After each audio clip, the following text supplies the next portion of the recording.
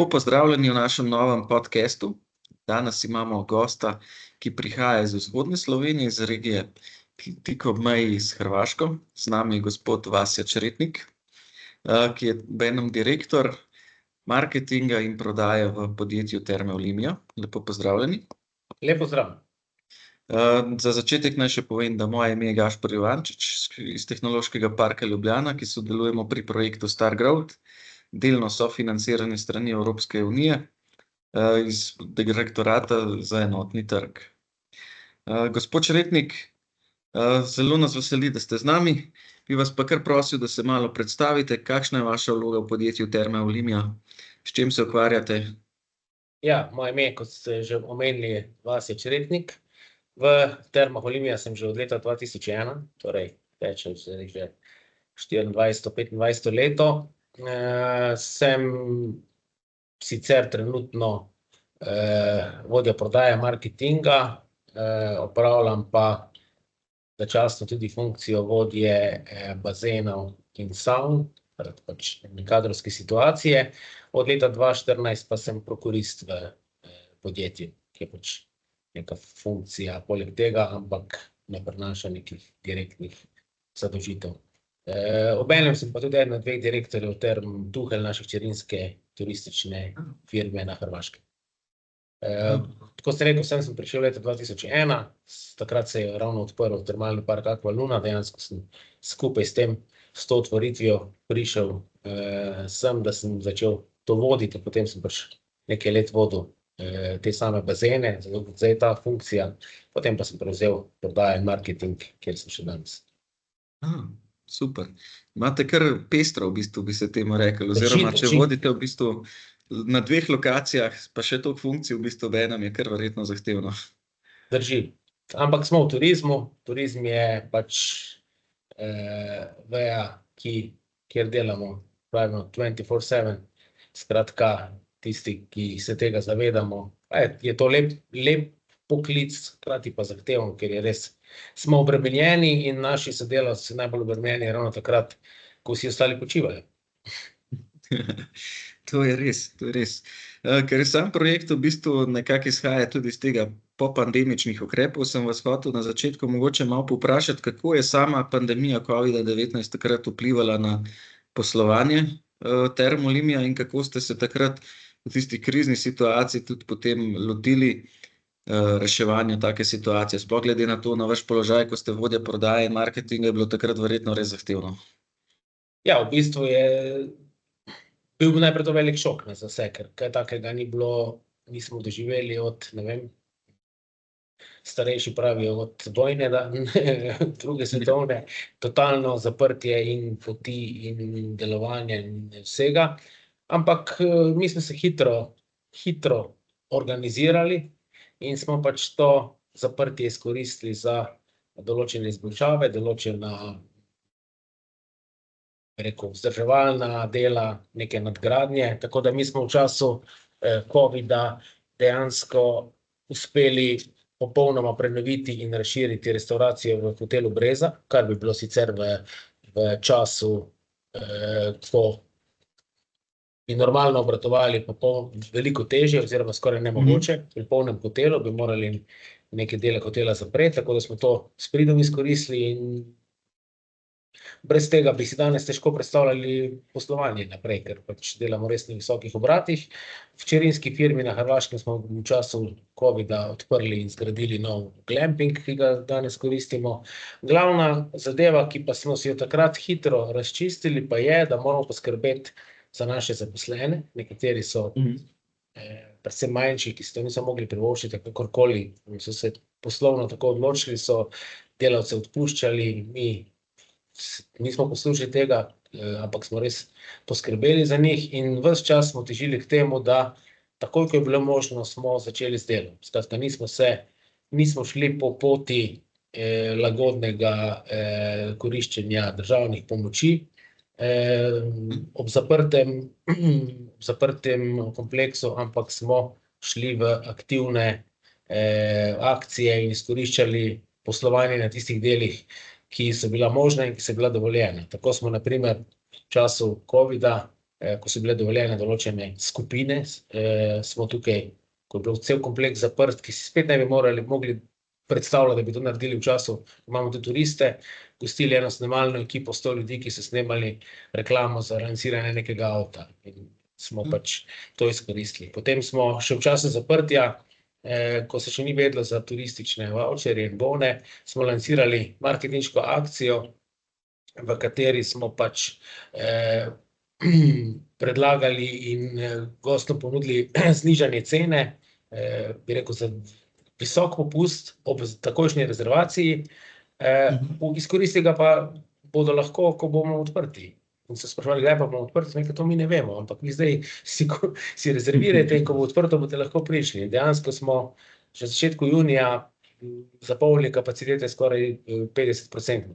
Tako da dejansko smo pač težili k temu, da kljub temu močnemu zaprtju, restrikcijam, posebnim ukrepom, seveda smo sprejeli tudi vse potrebne varnostne protokole, da čim prej začnemo delati, ker smo se zavedali predvsem tega, da dolgotrajna odsotnost sodelavcev iz dela bo tudi povzročila kasneje težave pri novem vpeljevanju, ker pač ljudje tudi neke stvari pozabijo in zato smo pač na ta način to menedžirali.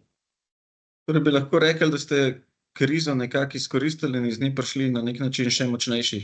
Ja, dejansko lahko tako rečem, ker smo, kot sem povedal, neke stvari uspeli, za katere nikoli v tekočem poslovanju ni časa, pa bi moral biti, smo uspeli urediti, jih zložiti in na ta način, bi rekel, smo to pač na prav način izkoristili, to zaprtje. Pa se je potem po samem končani tej zdravstveni krizi oziroma zaprtju se je tudi kaj struktura gostov spremenila, pričakovanja gostov? No, v času samega covida se je struktura gostov popolnoma spremenila. Spremenilo je razmerje in pa razmere na trgu, predvsem dejstvo, da smo v Sloveniji izpeljali in sprejeli ukrep turističnih vavčerjev, ki ga še danes pozdravljam, brez tega bi zagotovo bilo veliko težje. Skratka, takratna vlada je spodbudila delovanje podjetij na način, da je lansirala te turistične vavčerje in zato je posledično se razmerje med tujimi in domačimi gosti popolnoma obrnilo. Tujcev praktično ni bilo, bile so bile določene restrikcije pri prihodu meje in to je bila največja sprememba, ki je potem trajala še tudi prvo pokoronsko leto. Skratka, ves čas, dokler so bili ti vavčerji v obtoku, se je to zagotovo poznalo pri samem poslovanju in pa sama struktura, prihajali so tudi ljudje, ki niso bili navajeni tovrstnih storitev, čisto iskreno, ki niso vedeli kako, kaj v hotelu, ker so pač si zdaj zaradi teh vavčerjev to privoščili, sicer pa si verjetno ne. Pa se vam zdi, da je to tudi dolgoročno potem nekako stalo, da se določeni ljudje, ki prej niso imeli teh izkušenj, vračajo k vam? Ja, zagotovo je kdo od teh, ki je spoznal neko ponudbo, ki je prej niti ni imel na svojem radarju počitniškem ali pa aktivnosti, tako da sem prepričan, da smo kakšnega od gostov zagotovo zadržali. Smo pa tudi verjetno kakšnega od tradicionalnih wellness gostov mogoče izgubili, ampak verjetno so se zdaj ti že vrnili. Pa tudi sicer se je, mislim, številke v absolutnem smislu so se vrnile na predpandemične ali zmeri so razlike? Definitivno. Mi smo že preteklo leto poslovali zopet, čeprav je bilo leto 2019, tik pred covidom je bilo zaposlovanje Term Olimia, pa tudi hčerinskega podjetja Terme Tuhelj rekordno, po številu nočitev, po prihodkih, po praktično vseh kazalcih smo že leta 2023 te številke presegli. In letos imamo zopet optimistične in visoke plane in gremo naprej, tako da mi se o pandemiji več ne pogovarjamo, ker je že mimo. Je že mimo. Je že mimo, ja. Zdaj so na primer drugi izzivi, kot večkrat slišimo tudi s turistične branže. Prej ste že omenili glede kadrov in to. pa sem vas hotel tukaj povprašati, glede na to, da vaša lokacija ni ravno centralna v Sloveniji, imate težavo tudi s pridobivanjem kadrov za svoje poslovanje ali s tem nimate težav? Poglejte, z pridobivanjem kadrov imajo težave tudi tisti, ki so v centru, ali pa v razvitih turističnih območjih ali kakorkoli. Skratka, trenutno je to vsesplošen problem, ki pa je v naši branži še bolj izražen, ravno zaradi tega, kar sem povedal na začetku, da pač je to zahtevno delo, ki zahteva od ljudi delo skozi vse dni, popoldan, zvečer, sobote, nedelje, prazniki.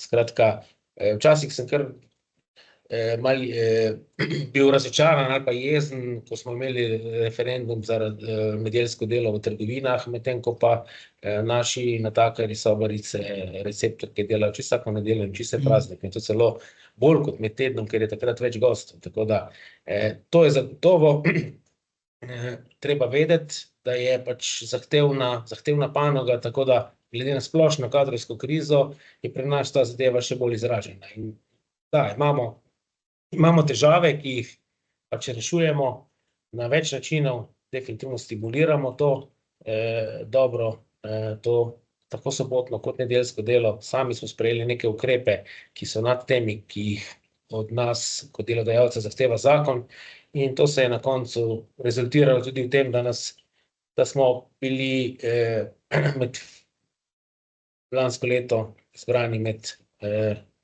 5 finalistov najboljših delodajalcev v Štajerski regiji, kar je za turistično panogo nekaj posebej. Ja, to pa moram priznati, da nisem zasledil. Take stvari bi mogli verjetno bolj tudi promovirati mogoče. Saj mi jih promoviramo ravno zaradi tega, da pač naši sodelavci, da širijo ta pozitiven glas, da ja, delo v turizmu zagotovo je zahtevno, ampak so pa tudi dobre plati. In vsekakor tistega, ki dobro dela, znamo nagraditi in smo tudi v zadnjem času vedno bolj poznani po tem, da pač res poskrbimo za naše sodelavce. Ker je tema našega projekta na nek način tudi zeleni prehod, trajnost, sem vas hotel tudi na tem področju kaj povprašati. In sicer, kako se lotevate tega področja v Termah Olimia in če imate mogoče tudi kakšno dobro prakso z tega področja? Ja, teh praks je precej, ne. Mi smo zdaj v zadnjem času je to pač zeleni prehod, trajnostno poslovanje, zeleno poslovanje zelo, bi rekel, izpostavljeno, pomembno, ampak mi smo se tega lotili že prej, ko mogoče se ni tako veliko govorilo o tem. Že v koncu 90-ih let, mislim, smo bili eni od prvih hotelov, Apart Hotel Rosa, ki je že uvedel tudi za vse goste ločeno zbiranje odpadkov, tako da se s samim trajnostnim poslovanjem in skrbjo za okolje ukvarjamo že precej let. Skratka, vedno je tako, da jaz rečem, voda teče navzdol, in če neke stvari, ki imajo pozitivne posledice, tako na samo ekonomiko, kot seveda tudi dolgoročno na okolje, bo vsak, bi rekel, pameten in gospodar jih pač vpeljal in jih izvajal, zato ker je to dobro za njega in za okolje. Smo pa v začetku preteklega leta 2023 sprejeli tudi trajnostno strategijo poslovanja skupine, tako Term Olimia kot Term Tukaj, kjer smo si zadali kar nekaj, mislim, da je 25 različnih ciljev, ki jih pač izpolnjujemo in spremljamo, in to so pač cilji na vseh področjih, od energetike, skrbi za okolje, do sociale, pa tudi skratka upravljanje z odtakom. Tako da dobra praksa je, v tem času smo energetska kriza, ki se je zgodila po vojni v Ukrajini in ki je prizadela gospodarstvo, bi rekel, skoraj tako močno kot pandemija ali pa zelo, saj so cene elektrike šle v nebo in šle krat, ne vem, ne za 20%, ampak za 2000. Nas je tudi spodbudila, da smo nenazadnje letos končali že tretjo sončno elektrarno, skratka, tako v Termah Olimia kot Termah Tuhelj imamo res velike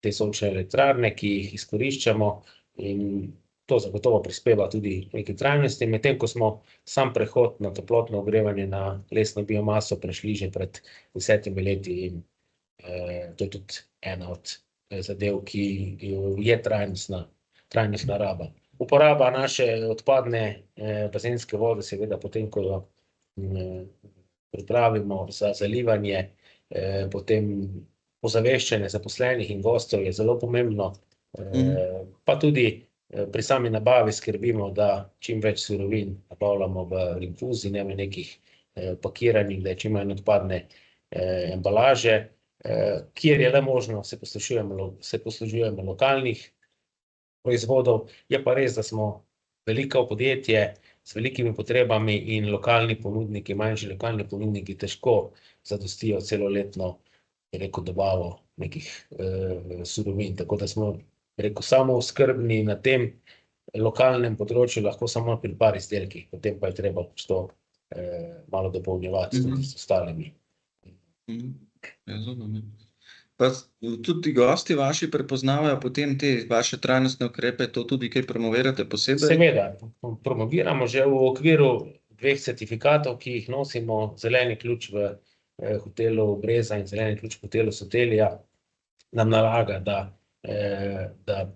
da to promoviramo, da gostom pokažemo, kakšni so ukrepi, kje lahko oni sami pripomorejo k manjši porabi in energije in vode in odpadkov, in na kak način lahko sodelujejo pri tem naši trajnostni strategiji, tako da to imamo po hodnikih z raznimi obvestilnimi tablami, z nekimi, zabavnimi vprašanji, ali veste, koliko vode ste potrošili, tako naprej, pa tudi na naših interaktivnih skrinjih, pač je eden od slajdov vedno na to, da naj skrbijo za okolje, da ostane takšno, kot je, ker mi kakorkoli, prej ste rekli, da smo nekje daljni, res je, mi smo od glavnih poti, ampak to pa je tudi neka prednost, ker smo res zaenkrat še neokrnjeni naravi in poskušamo skrbeti, da takšno tudi ostane.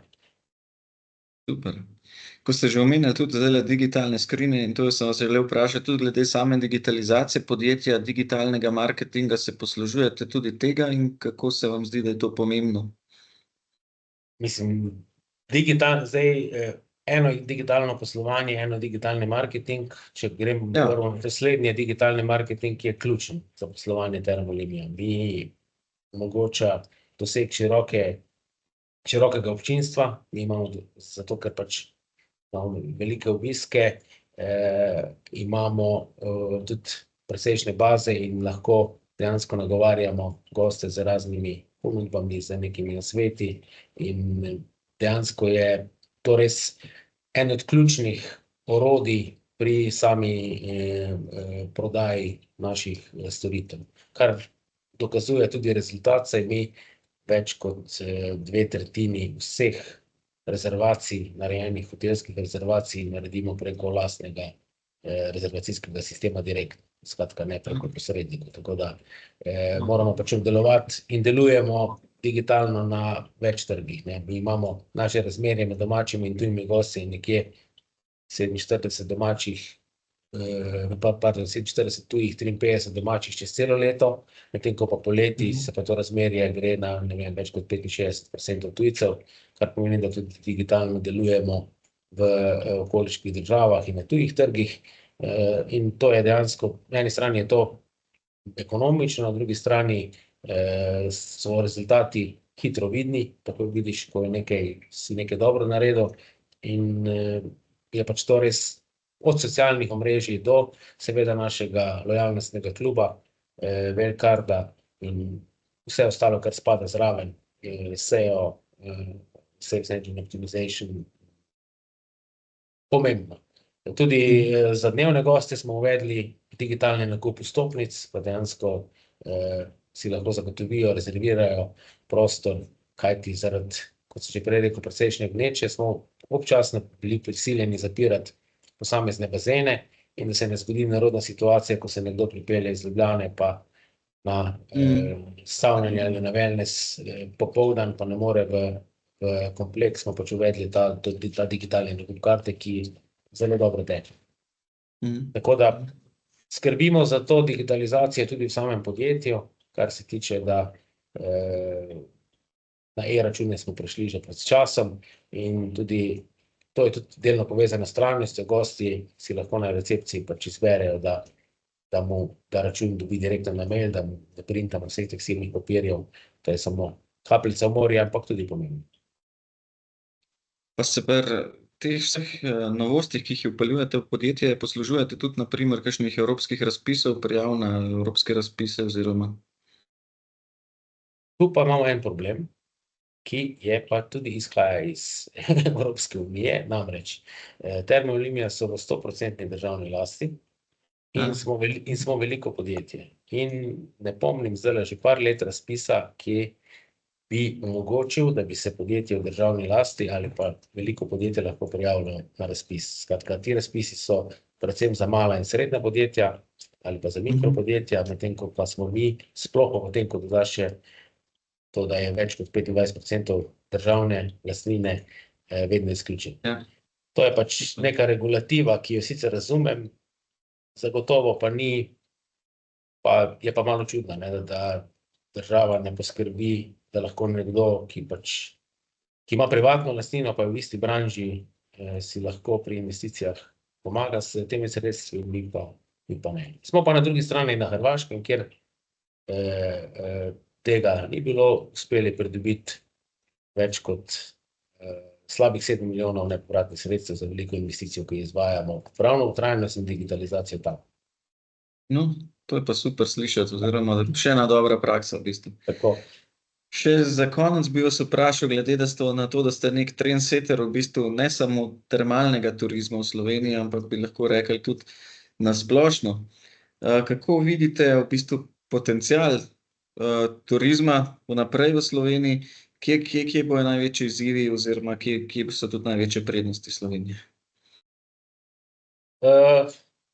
Zdaj, izzivi so še vedno največji pri neki globalni povezanosti. Zdaj, če govorimo mi smo na eni strani smo v centru Evrope, ampak povezave, predvsem, če zdaj govorimo trajnostno železniške in niso najboljše, tudi letalske, ki ni trajnostna, so zelo slabe, skratka neprimerljive z okoliškimi državami. To je nek minus, ki nas bo čakal, kjer bo treba narediti nek premik, ker pač turisti so navajeni te logistike precej bolj, bi rekel, lažje, bolj organizirane, hitrejše, kot pa je to pri nas. Kar se pa tiče prednosti, je pa zagotovo to, da imamo še vedno zelo dobro storitev, da je naša narava res še v precejšnji meri neokrnjena, upamo, da bo takšna ostala, da je veliko možnosti, da smo zelo raznoliki, dejansko lahko nekdo, ko pride v Slovenijo, vidi od Alp, morja, Panonskega sveta, da imamo odlične terme. Ne govorim samo o naših, ampak generalno v Sloveniji je to veja, ki pokrije skoraj 1/3 vseh turističnih počitev. Tako da mislim, da smo na dobri poti, da je treba delati predvsem na tem, da delamo na kvaliteti, da skrbimo vzporedno za naše okolje, ker nam bo to mogoče na dolgotrajno poslovanje, in pa da pač promoviramo to varnost, ki v Sloveniji vsekakor je. In jo ljudje v zadnjem času vedno bolj cenijo. Hvala za tele res lepe končne besede oziroma optimistične besede glede slovenskega turizma. In hvala, gospod Čretnik, za tale res zanimiv pogovor. In hvala tudi vsem poslušalcem, ki nas bodo poslušali. Naj še enkrat povem, da moje ime je Gašper Ivančič iz Tehnološkega parka Ljubljana in sodelujemo v projektu Stargrowth, ki je v bistvu namenjen popandemičnim ukrepom v turizmu in je delno sofinanciran s strani Evropske unije, Direktorata za enotni trg. Hvala lepa in se vidimo v prihodnjem podcastu. Hvala.